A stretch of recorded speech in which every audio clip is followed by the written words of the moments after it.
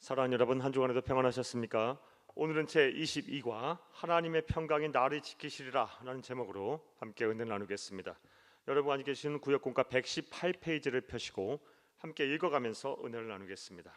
나눌 말씀 빌립보서 4장 4절에서 7절 말씀이고 외울 말씀 골로새서 3장 15절입니다. 읽겠습니다.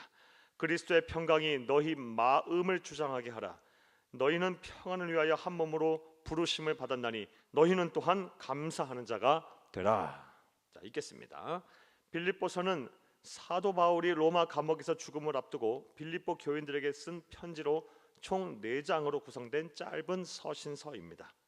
그런데 빌립보서에는 기뻐하라는 말이 무려 15회 이상 등장합니다. 기뻐하라 동그라미 치시고요. 그래서 우리는 빌립보서를 주칩니다. 기쁨의 서신이라고 부릅니다. 특별히 오늘의 본문은 마음이 혼란스럽고 염려와 근심으로 힘이 들 때 평강을 얻을 수 있는 방법을 말해주고 있습니다. 하나님께서는 이루에 3가지를 명령하셨습니다.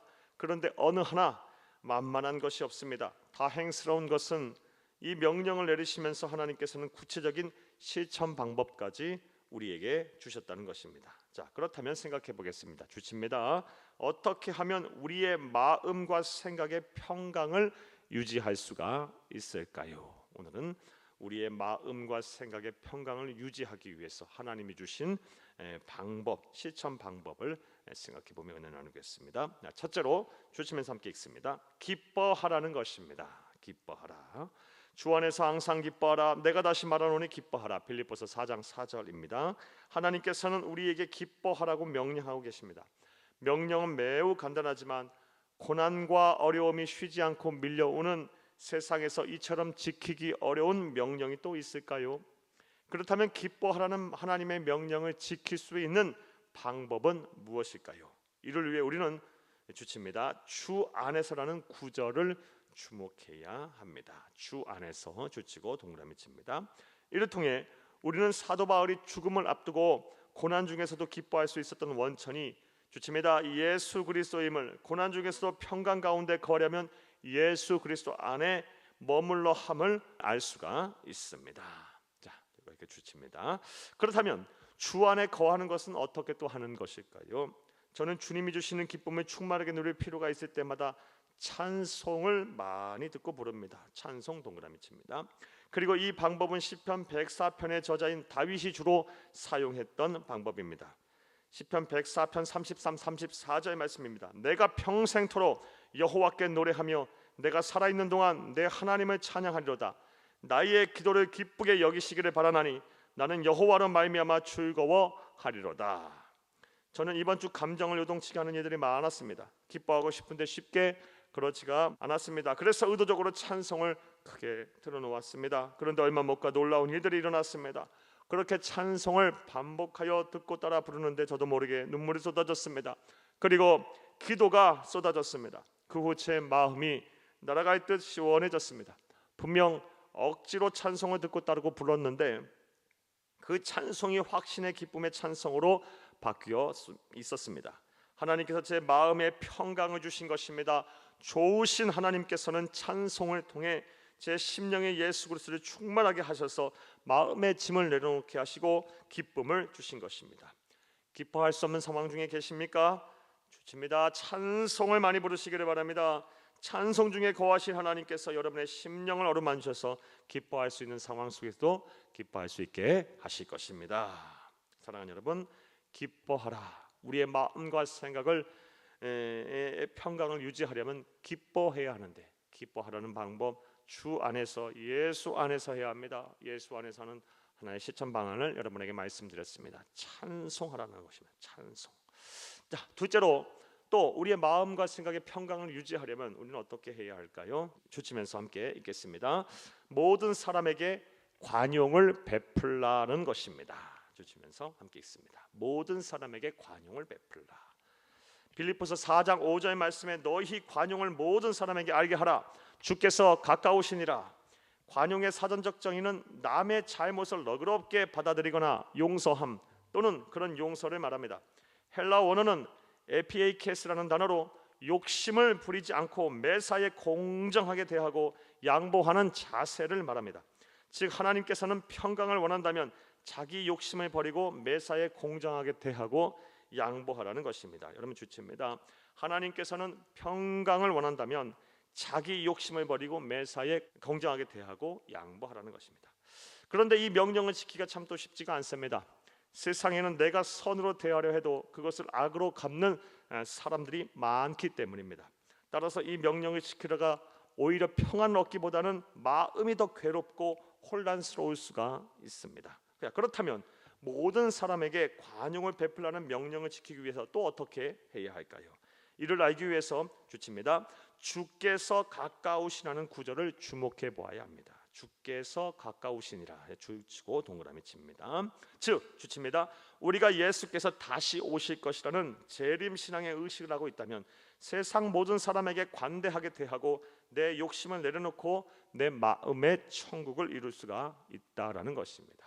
사랑하는 여러분, 오로지 세상에 소망을 두지 않는 자, 우리가 세상에 아예 소망을 두고 살지 않을 수는 없습니다. 하지만 내 모든 소망을 세상에 두고 사는 사람과 천국의 소망을 두고 사는 사람은 이 세상을 대하는 태도가 다릅니다.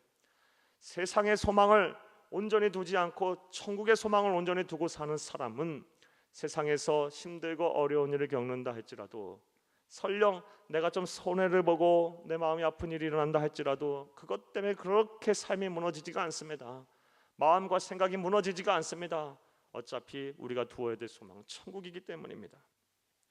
예수님께서 재림하셔서 세워질 하나님의 나라는 아픔과 슬픔도 없고 형언할 수 없는 기쁨이 충만한 영원하고 영광스러운 나라입니다. 그리고 이렇게 영원하고 영광스러운 하나님의 나라를 의식하고 기대하며 살면 우리는 욕심을 버릴 수가 있습니다. 있다가 없어질 것, 썩어 없어질 것에 마음을 둘 이유가 없기 때문입니다. 또한 천국의 소망을 둔다면 잠시 머무는 이 세상에서 용서하지 못할 사람도 이해하지 못할 사람도 없습니다. 왜냐하면 세상의 사람들과의 관계도 영원한 것들이 아니기 때문입니다. 모든 사람에게 관용을 베풀어야 내 마음에 나의 평강이 가득 차게 될 것이라는 하나님의 음성을 듣는 여러분들이 다 되시기를 바랍니다. 그것이 가능하려면 이 땅이 아닌 영원한 하나님의 나라, 장차 예수님이 재림하셔서 건설하실 영원한 나라에 우리의 소망을 두고 살아야 합니다. 자, 또 우리의 마음과 생각의 평강을 지켜내려면, 유지하려면 어떻게 해야 할까요? 셋째로 기도하라라는 것입니다. 주치면서 함께 읽습니다. 기도하라는 것입니다. 마음이 힘들어 하나님의 평강이 필요할 때 하나님은 우리에게 기도하라고 명령하십니다. 기도는 명령입니다. 그러면 그리스도의 평강이 우리의 마음과 생각을 지키신다고 하십니다.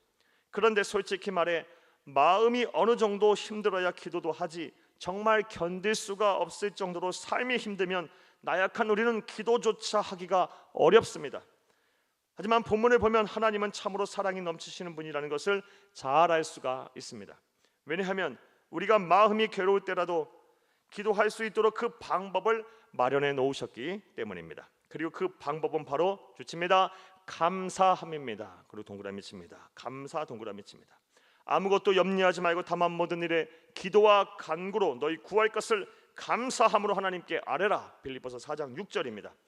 기도할 수 없을 정도로 마음이 힘들 때에 이것을 극복하고 기도의 자리로 갈 수 있는 방법은 하나님 앞에서 내가 감사할 것이 무엇인가를 찾는 것입니다.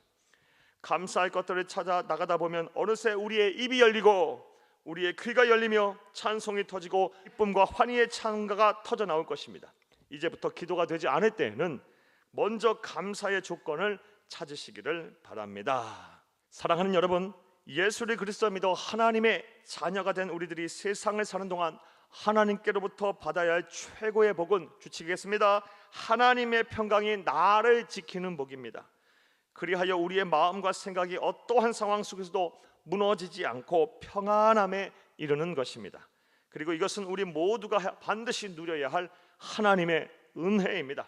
이를 위해 우리에게 주신 세 가지의 명령을 마음에 새기고 실천하시기를 바랍니다. 주 안에서 항상 기뻐하라. 주 안에서 기뻐하라. 현실이 아닌 천국의 소망을 두고 관용을 베풀라. 감사하며 기도하라. 사랑하는 여러분, 이 세 가지 추천놓습니다. 주 안에서 기뻐하라. 현실이 아닌 천국의 소망을 두고 관용을 베풀라. 감사하며 기도하라. 그리하면 그리스도의 평강이 여러분의 마음과 생각을 지키실 것입니다. 이런 하나님의 은혜가 여러분과 평생 함께하기를 간절히 바랍니다. 할렐루야. 말씀과의 만남을 보겠습니다. 1번, 우리가 마음과 생각의 평강을 유지하기 위해 지켜야 할 하나님의 명령 세 가지는 무엇일까요? 오늘 본문 말씀을 통해서 우리는 말씀을 들었습니다. 주 안에서 기뻐하라, 현실이 아닌 천국의 소망을 두고 관용을 베풀라, 감사하면서 기도하라라는 것입니다. 자, 2번 보겠습니다. 모든 사람에게 관용을 베풀려는 하나님의 명령을 지키기 위해서는 어떻게 해야 할까요? 사랑하는 여러분, 우리가 자꾸 이 세상에만 소망을 두고 살면요, 세상에서의 모든 이해관계와 모든 사람과의 관계에만 모든 소망을 두고 살면 절대로 우리는 관용을 베푸며 내가 양보하고 용서하고 이해하고 먼저 사랑하고 살 수가 없습니다. 사랑하는 여러분, 세상 사는 동안 우리에게 무한한 것은 없습니다. 영원한 것은 없습니다. 다 유한한 것입니다. 때가 되면 다 내려놓고 가야 하는 것입니다. 우리가 이런 것들 생각해 본다면 사랑하는 여러분, 아쉬울 것도 없고 아쉬울 사람도 없고 용서 못할 사람도 없고 관용을 못할 사람도 없습니다. 그런 상황도 없습니다. 천국의 소망을 두고 이 세상이 아닌 영원한 나라 장차 될 하나님의 나라에 소망을 두며 이런 관용을 베푸는 여러분 다 되기를 간절히 주의 이름으로 축복합니다. 3번 보겠습니다. 우리의 기도에는 감사함이 있어야 합니다. 우리에게 하나님께 감사할 것들이 무엇이 있는지를 생각해보고 함께 나누어 봅시다. 사랑하는 여러분, 감사의 조건을 날마다 아침에 일어나셔서 또 밤에 하루에 주무시기 전에 하루를 다 드시면서 최소 10가지 이상을 꼭 생각하시면서 여러분 하루를 시작하시고 하루를 다 드시기를 바라요. 그러하면 여러분의 삶 속에 감사가 충만해질 것이고, 감사하는 자는 기도의 입이 열리게 되어 있습니다. 영환이 열리게 되어 있습니다.